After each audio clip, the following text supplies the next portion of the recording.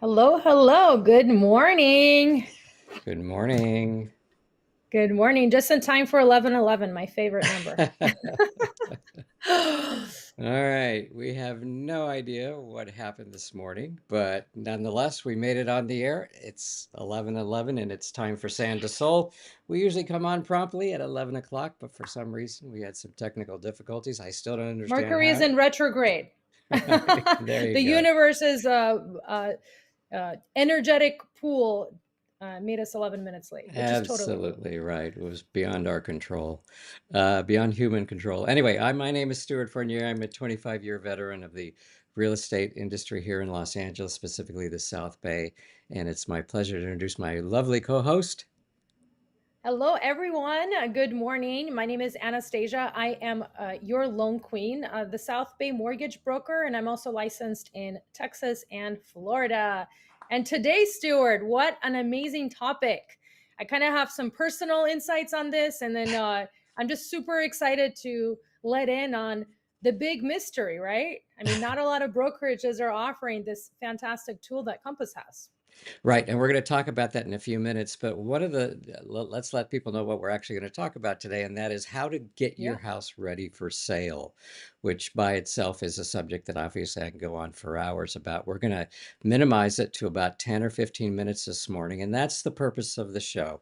The purpose of the show is to come on here at 11 o'clock every Tuesday, hopefully at 11 o'clock every Tuesday, and give you some insight past the headlines, past the advertising, past all the what I call real estate pornography. So, Wow, look at those terms. Love it. we'd like to get specific. If you would like to participate in our conversation this morning, please feel free.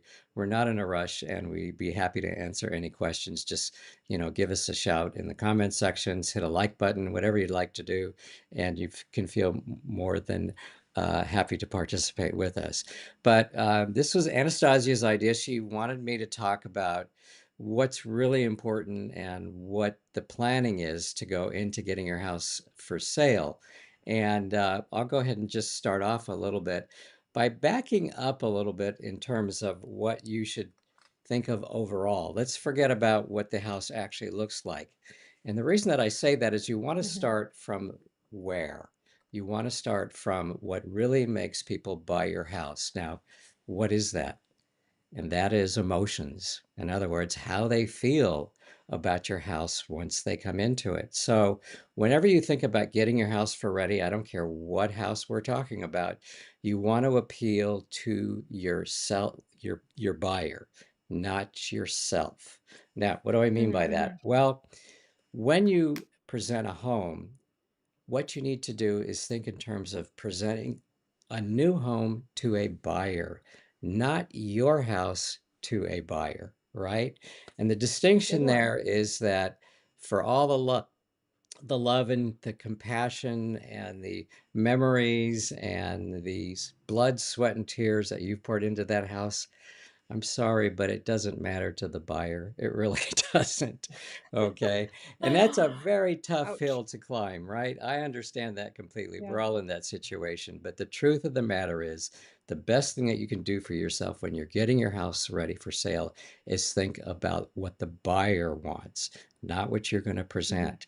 And that's why you see on all these TV shows, they talk about taking your personal stuff off the shelf. Don't give people the ability to start looking into your life because it's not about you, it's about them. And you want them to have that Fascinating. wow So you're telling factor. me take off all of the pictures. So you're saying that's actually ultimately number one is you wouldn't want to fit because what if it's a family home and the buyer coming in is single and now they're like, well, you know, does that mean I can't have this home because now, and so you're right. You're putting basically a script or a story into the buyer's mind that they may not necessarily correlate with. Right. Again, as I said, get the house ready for them, not for you. And so it does seem kind of a sterile thing to, people think, well, if I have the pictures up, there's more of a warm feeling, there's more of a homey feeling. Well, that's not where they're at when they walk into your house. What you want when they walk into your house is for them to actually take a step in their minds that go, wow, right? What's the wow factor? And the wow factor starts from your curb appeal. Let me Mhm. back up just a little bit more, even more than I have already. And that is to say that uh, you want that wow factor happening from the time they pull up to the house. Now, if you're selling a tear down, that's a whole different situation. I won't get into that. You actually want it to look as worse as possible, but Yeah. that's few and far between, right? So, but if you're Yeah. selling your home, will you get more money for your home based on the amount of work and based on the wow factor? And the answer to that is absolutely. It's pretty Yeah. rare that someone gets less for their house based on the amount of energy that they put into it. So the more energy you Mhm. put into it, the more thought you put into it, Is the it more true that strategically. also the curb appeal is just as important? Because I think a lot of people think, it's all about the staging, what the inside of the house looks like. But then I have seen listing photos. There's one up the street from where I live in Redondo Beach, where the guy's been trying to sell it for 4 months because there's zero curb appeal. There's not one plant. There's grass, so I give him that. It's not like completely barren, but the house on the inside looks beautiful. The house on the outside is just it's weird. You should put a palm tree in there or something, right? I If think you that's just as important. if you give people a reason not to move forward, then they won't move forward, right? So Yeah, if you, for right. example, are saying right now someone sees that picture online, they're not going there because it's not worth their energy, but yet inside is Taj Mahal, guess what? You're already Yeah. working against yourself. So absolutely, curb appeal is number one. That initial picture that you have is the most important part of it. That we're going to get off into another subject, and I don't want to do that right Yeah. now, is in terms of what your marketing should be. But basically, you're absolutely right. You need to have that curb appeal.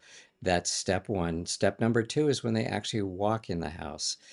Believe it or not, sight and smell are I should say, smell is important as well. When you walk into a house that has a musty smell, or frankly has a Mm, lived in smell, or if it's an older house and it has an old house smell, that's the first emotion that's going to hit somebody right between the eyes. I needed to scratch my head too. yeah.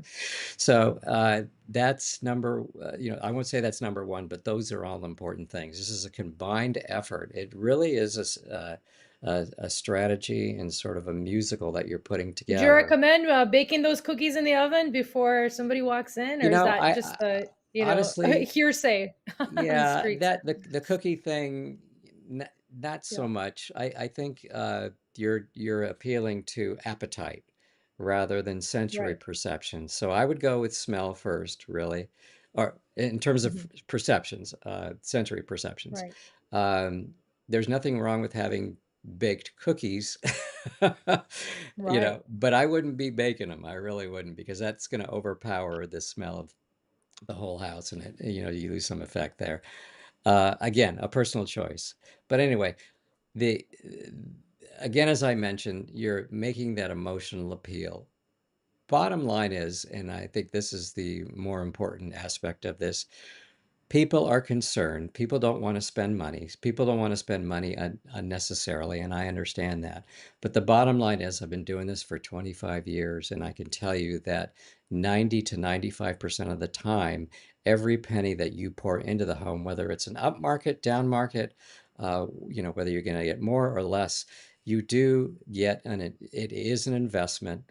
Whatever money you put in is an investment that will make an impression. How can it not? Really, Yeah. that will have the buyer looking favorably Is it towards true your that house. some items are maybe more inviting to a buyer than others? So if somebody was to put in a small penny to do some small minor upgrades before putting their house for sale, what would be, in your opinion, the top things to fix, to address?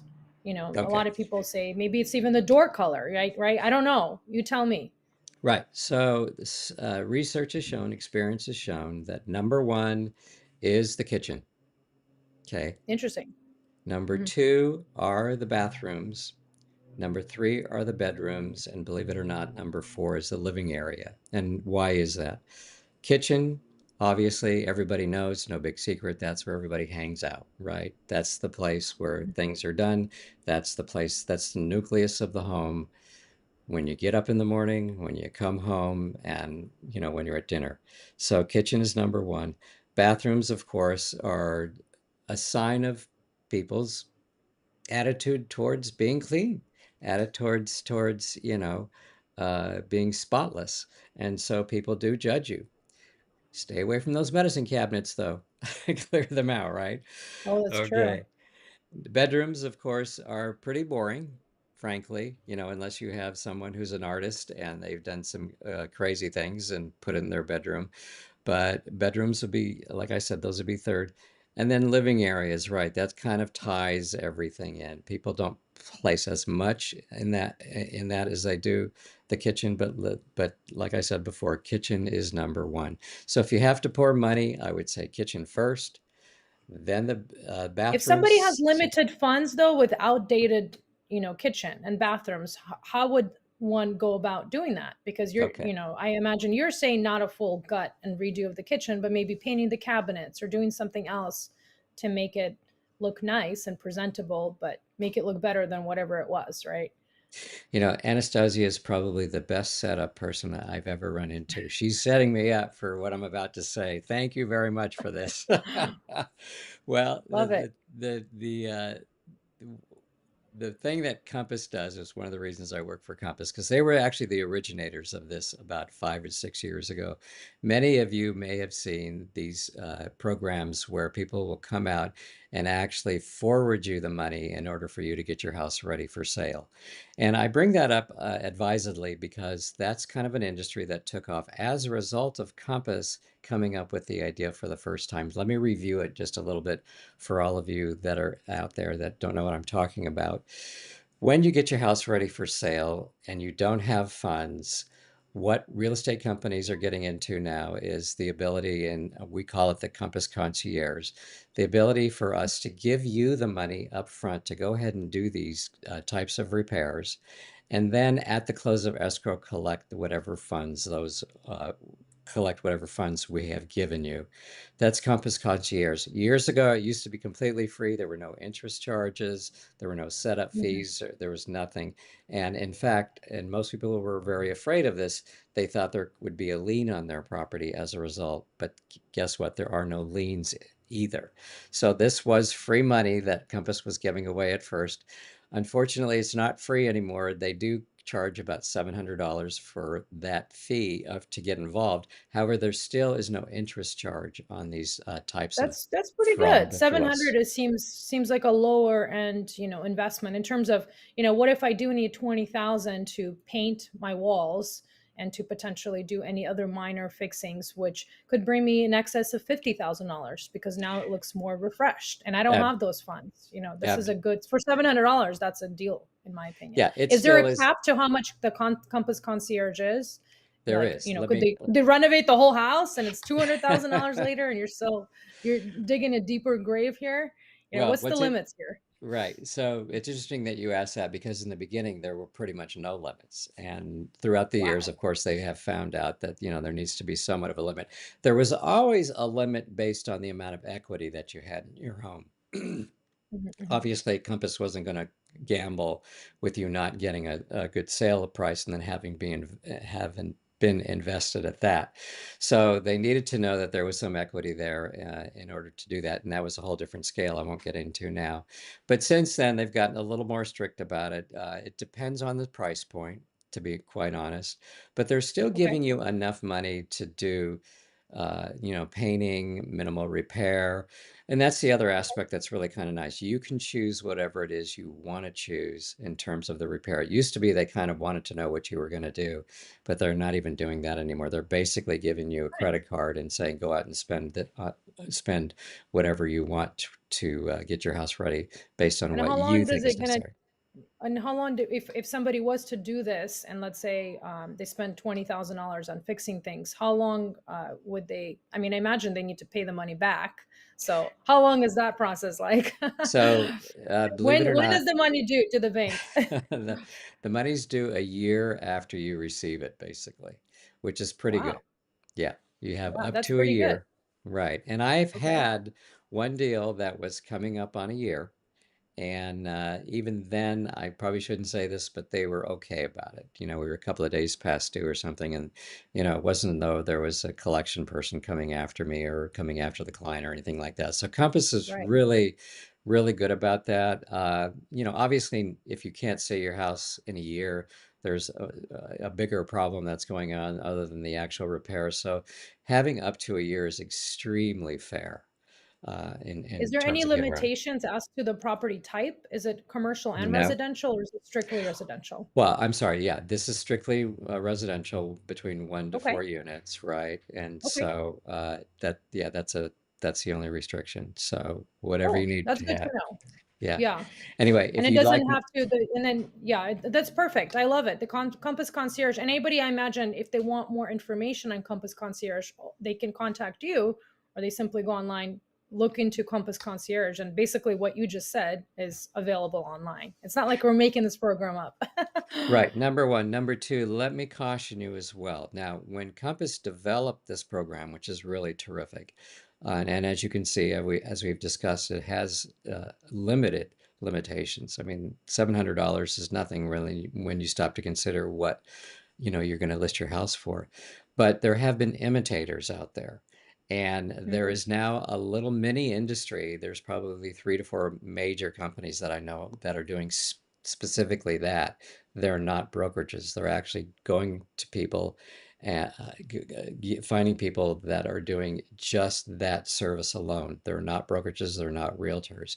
And I would caution you about those types of organizations because those type of organizations are making money off their relationship with the vendors themselves, the plumbing mm, company, the painting company. They have other companies lined up to do the service for you, and that's their real motivation for profit.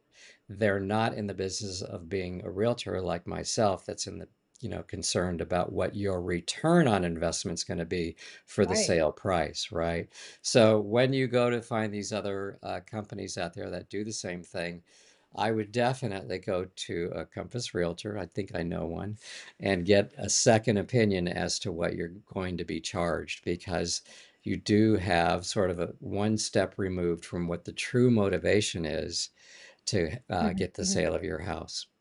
So, Yeah. all And right. they may recommend, things to be done to the home that may not be needed too, I imagine, right? Exactly. Because they're all Actually, trying to make it's almost like going to a car shop that you're not familiar with, and you're like going to get your tires fixed, and suddenly, you walk out with a $12,000 bill that you weren't even aware. You're like, I didn't even know I had an issue. right, right. You're absolutely right. And again, as I said, that is so definitely something you want to get a second opinion about. And don't get a second opinion by the same kind of company. You really do want a second opinion by Compass. I'm not aware. I think there are some other large brokerages. Obviously, we're the number one brokerage in the country right now. And there are some other large brokerages that have this, but I think their restrictions are a little bit more encompassing than ours so far. Something for Mhm, you to mhm. check out. But Yeah. definitely go to a Compass agent to see, uh, you know, relative to these other companies, whether you're doing the right thing, because again, there's a whole different motivation for that. Okay, so with Sounds that, good. it's been 18 minutes. We've gone a little bit over, but oh yeah, we started out late, so we're pretty good. We're at 18 So we're minutes past good. the I think hour. we're good. Yeah, no, it's Okay. good for people out there to know that, there's some hand holding that may be required. It's not an overwhelming process for somebody to sell a home. And if they do need anything repaired, or maybe even, I'm not saying as bad as a hoarding situation, although I have seen some sellers who are afraid to sell their home because they have too much stuff in there. We do have the resources for those homeowners. Everything from, I'm in partnership with Junk Luggers, who's an excellent company that goes in and removes the quote junk. I have estate sale personnel too. If you have too much stuff and you actually want money back for it, realtors, lenders, anybody in the real estate game, we do have individuals who help prepare your home for sale. So don't think you're going to do it alone. Right. That's a extremely important point. There's virtually no situation that your realtor or your loan rep or your loan rep vis-a-vis the realtor can not, can solve for you. So, as I said, we used to have a flyer that said, if your house or um, is your house ready for sale? Are you? I've screwed up the saying. Uh, okay, I'm gonna let it go. Couldn't bore people to death. It's All all good. right. Yeah. I think Anyway, we're here. It's time to wrap it up. It's 11:30. My name is Anastasia. I am your loan queen. If you have any financing questions and related to any home purchase or refinance, the rates dropped just a tiny bit today. So it's good news on the horizon. I'm happy to help. and if you're ready to sell your home, but your home is not ready to be sold, give me a call. I'll help you out. There it is. Okay. We'll see you next All time, right. Sounds 11 good. o'clock next week. We do this at 11 a.m. every Tuesday on Sand to Soul. See you, everyone. See ya.